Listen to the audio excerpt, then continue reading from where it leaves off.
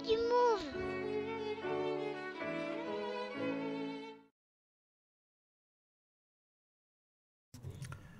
Une fois que les évaluations ont été créées et que les résultats ont été saisis pour tous les élèves pour une période donnée, nous allons pouvoir passer à la génération des livrets. C'est ici qu'Edumove vous fait gagner un temps considérable.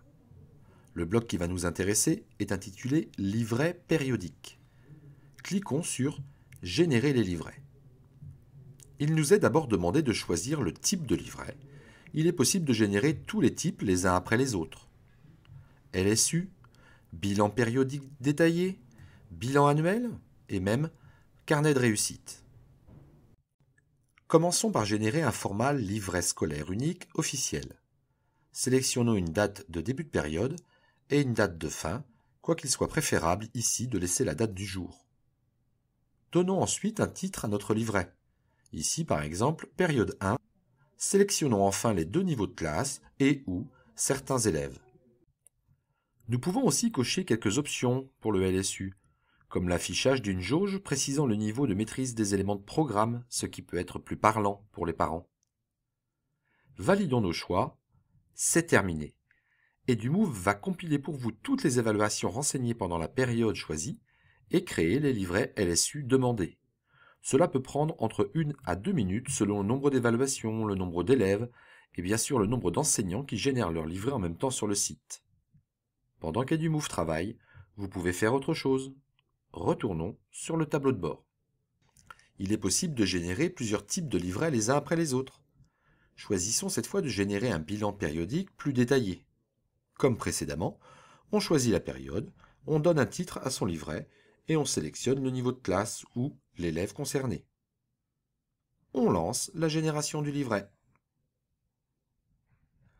Retournons à nouveau sur le tableau de bord pour voir à quoi ressemblent les 2 livrets générés en cliquant cette fois sur « Livret sauvegardé ».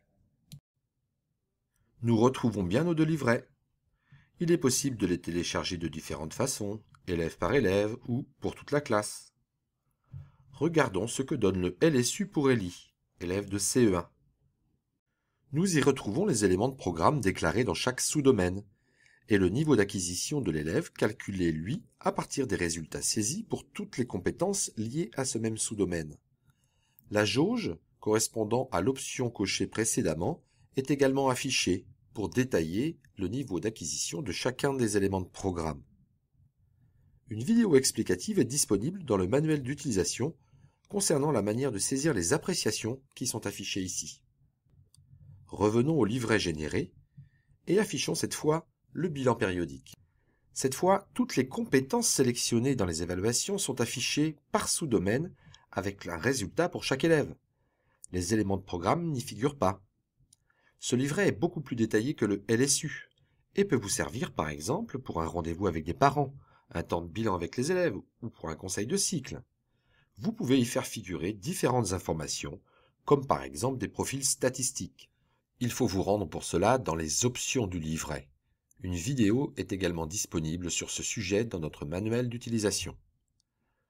Vous pouvez imprimer les livrets générés au format PDF pour les distribuer aux familles ou même leur donner un accès en ligne si vous le préférez. Merci pour votre attention.